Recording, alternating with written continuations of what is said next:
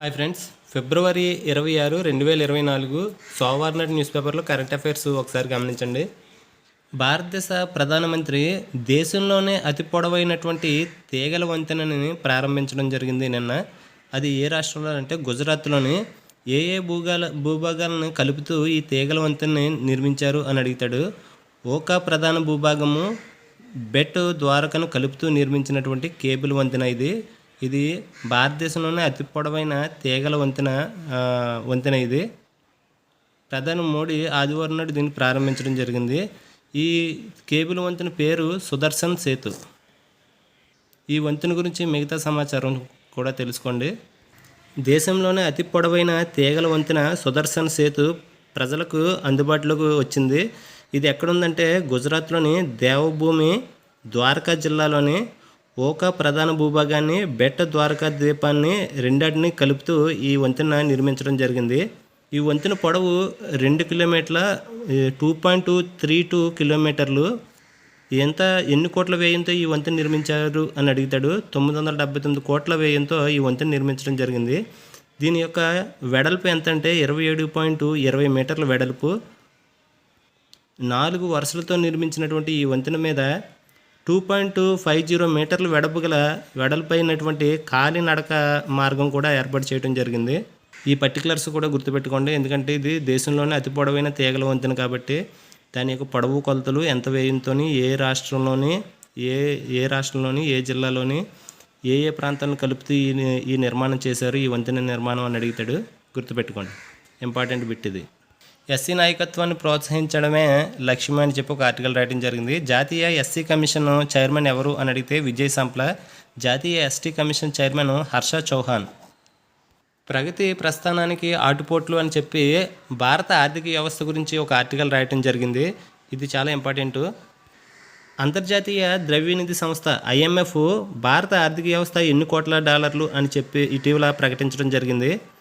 భారత ఆర్థిక వ్యవస్థ 4,11,200 కోట్ల డాలర్లుగా ఆర్థిక వ్యవస్థ ఉందని చెప్పి ఈ ఏడాది ఫిబ్రవరిలో అంతర్జాతీయ ద్రవ్యనిధి సంస్థ ప్రకటించడం జరిగింది. ఈ ఫిగర్ గుర్తుపెట్టుకోండి. అంతర్జాతీయ ద్రవ్యనిధి సంస్థ యొక్క ప్రధాన కార్యాలయం అమెరికాలోని వాషింగ్టన్ DCలో ఉంది. ప్రస్తుతం IMF యొక్క అధ్యక్షురాలు ఎవరు అంటే క్రిస్టలినా జార్జియేవా.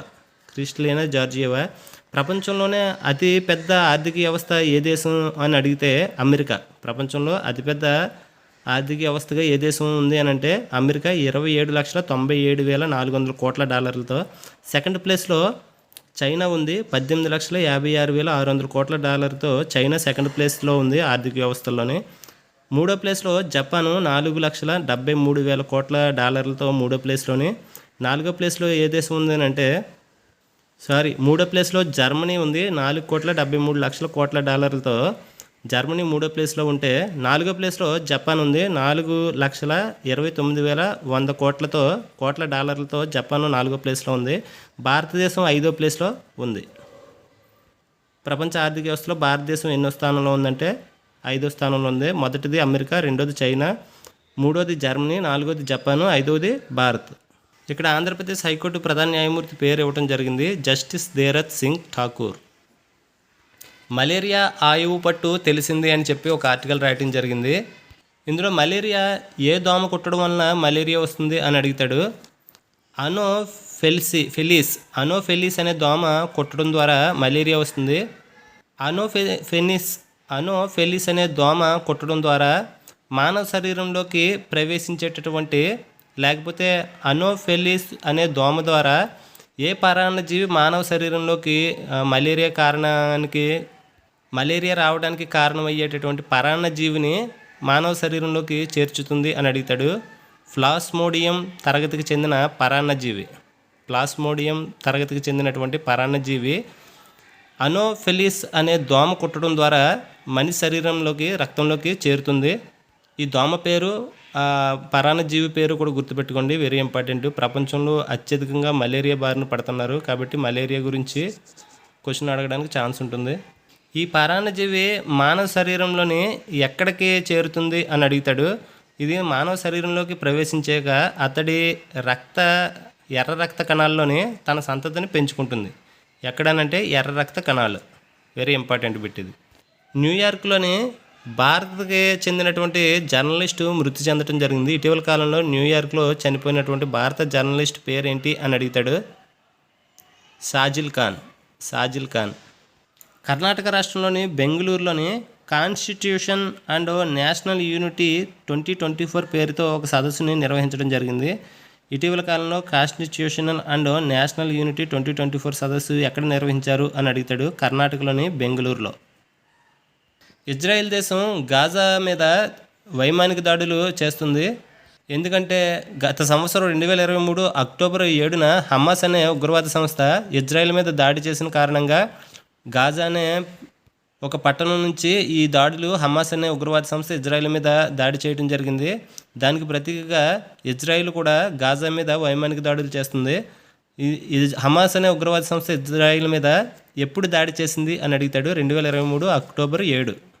పెద్దల సభ ఏది నాటి ప్రాభవం అని చెప్పి రాజ్యసభ గురించి ఒక ఆర్టికల్ రాయడం జరిగింది. ఎందుకంటే రాజ్యసభకి 56 స్థానాలకు గాను రాజ్యసభకి ఎన్నికలు జరగబోతున్నాయి. దాని గురించి ఈ ఆర్టికల్ రాయడం జరిగింది. ఇందులో ఇంపార్టెంట్, ఈ నెల 27న జరిగే రాజ్యసభ ద్వైవార్షిక ఎన్నికల్లో 15 రాష్ట్రాల్లో 56 సీట్లను భర్తీ చేయనున్నారు. రాజ్యసభనే పెద్దల సభ అని కూడా అంటారు. పెద్దల సభని ఏ సభను అంటారు అని అడుగుతాడు. రాజ్యసభని. ఇది శాశ్వత సభ, కానీ ఈ సభకు ఎన్నికయ్యేటటువంటి ప్రతినిధుల యొక్క పదవీ కాలం 6 సంవత్సరాలు. లోక్సభకి ఎన్నికయ్యే వాళ్ళు యొక్క పదవీ కాలము 5 సంవత్సరాలు. రాజ్యసభకి ఎన్నికయ్యేటటువంటి ప్రతినిధుల యొక్క పదవీ కాలము 6 సంవత్సరాలు. ఇది లోక్సభ మాదిరిగా 5 సంవత్సరాలకు ఒకసారి రద్దు కాదు, ఎందుకంటే ఇది శాశ్వత సభ. కానీ 3వ వంతు సభ్యులు ప్రతి 2 సంవత్సరాలకు ఒకసారి పదవీ విరమణ చేస్తారు. రాజ్యసభలో ప్రతి 2 సంవత్సరాలకి ఎన్నో వంతు సభ్యులు రాజీనామా చేస్తారు అని అడుగుతాడు. 3వ వంతు సభ్యులు. Very important. ఇలా తెలిపేటటువంటి ఆర్టికల్ ఎన్నవది రాజ్యాంగంలో అని అడుగుతాడు. 83వ రాజ్యాంగం. 83వ ఆర్టికల్. 83వ ఆర్టికల్ దేనికి సంబంధించింది అని కూడా అడుగుతాడు. రాజ్యసభలోని 3వ వంతు సభ్యులు ప్రతి 2 సంవత్సరాలకి ఒకసారి పదవీ విరమణ చేస్తారని చెప్పి 83వ ఆర్టికల్ తెలుపుతుంది రాజ్యాంగంలో అని అడుగుతాడు.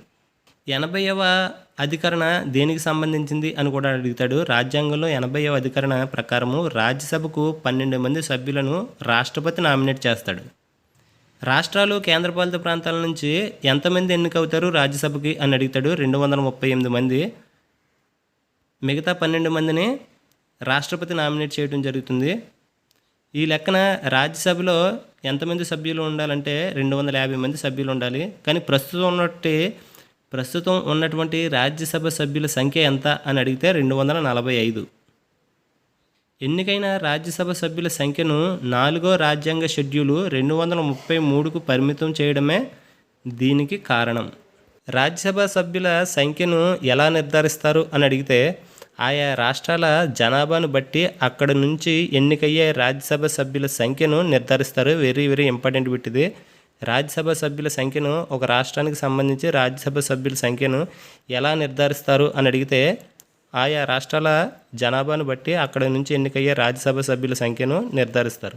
ఆ సభ్యుల్ని ఎలా ఎన్నుకుంటారు అనేది కూడా గమనించండి. చాలా ఇంపార్టెంట్ టాపిక్ ఇచ్చాడు ఇక్కడ. ప్రతి రాజకీయ పార్టీ అసెంబ్లీలో తన సంఖ్యాబలం ఆధారంగా రాజ్యసభకు సభ్యులను ఎన్నిక చేసుకోగలుగుతుంది.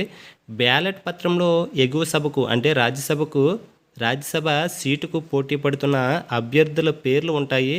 వారిలో తాను ఎవరికి ప్రథమ ప్రాధాన్యం ఇస్తున్నది 1వ అంకెతో ఎమ్మెల్యే గుర్తుపట్టాలి. ఇతర అభ్యర్థులకు 2, 3 ఇలా ప్రాధాన్యత క్రమాన్ని రాయాలి. ఒక రాష్ట్రంలో ఖాళీ అయిన రాజ్యసభ స్థానాలకు మించి ఎక్కువ సంఖ్యలో అభ్యర్థులు పోటీ పడుతుంటే ఈ ప్రాధాన్యత క్రమం పరిగణలోకి వస్తుంది. చాలా ఇంపార్టెంట్, క్లియర్గా అర్థం చేసుకోండి. మొదటి విడత లెక్కింపులో రాజ్యసభకు ఎన్నికవ్వడానికి కావలసిన ఓట్లు ఏ సభ్యుడికి రాకపోతే విజేతను నిర్ణయించడానికి ప్రాధాన్యత క్రమాన్ని పరిగణలోకి తీసుకుంటారు. గుర్తుపెట్టారు కదా. ఉత్తరప్రదేశ్ యొక్క అసెంబ్లీ స్థానాలు ఎన్నేనంటే 403 స్థానాలు. 403 స్థానాలు కలిగిన ఉత్తరప్రదేశ్ అసెంబ్లీలో బీజేపీ పార్టీకి 252 సీట్లు ఉన్నాయి ప్రస్తుతము. ఉత్తరప్రదేశ్ నుంచి రాజ్యసభకు 10 మంది ఎన్నికవుతారు. ప్రస్తుతం ఫార్ములా ప్రకారము 38 ఓట్లు వచ్చిన సభ్యుడు రాజ్యసభకు వెళ్ళగలుగుతాడు. ఒక రాజ్యసభకు పోటీ చేసే వ్యక్తికి ఎన్ని ఓట్లు వస్తే రాజ్యసభకు వెళ్తాడు అని అంటే 38 ఓట్లు. రాజ్యసభ సంయమనం సాధించే సభగా మరియు సమీక్షకు వేదికగా నిలవాలని ఎవరు ప్రతిపాదించారు అని అడుగుతాడు. లోక్నాథ్ మిశ్రా. అదేవిధంగా మేధావులు నిపుణులకు రాజ్యసభ వేదిక కావాలి అని చెప్పి ఎవరు తెలిపారు అని అంటే అనంతశయనం అయ్యంగార్. ఛాంపియన్ క్రీడల విషయానికి వస్తే ప్రజెంట్ ఉమెన్స్ ప్రీమియర్ లీగ్ జరుగుతుంది. ఉమెన్స్ ప్రీమియర్ లీగ్ ఎన్నో ఎడిషన్ అంటే 2వ ఎడిషన్ జరుగుతుంది. ఇందులో ఎన్ని టీమ్స్ పాల్గొంటున్నాయి అంటే 6 టీమ్స్ పాల్గొంటున్నాయి. ఆసియా కప్ ఆర్చరీ పోటీల్లో ఆసియా కప్ జరుగుతుంది. ఇందులో ఆంధ్రప్రదేశ్ విజయవాడకు చెందినటువంటి బొమ్మదేవర ధీరజ్కు ఫస్ట్ పథకం రావడం జరిగింది. బొమ్మదేవర ధీరజ్ ఏ క్రీడకు సంబంధించిన క్రీడాకారుడు అని అడుగుతాడు. ఆర్చరీ క్రీడకు సంబంధించినటువంటి క్రీడాకారుడు.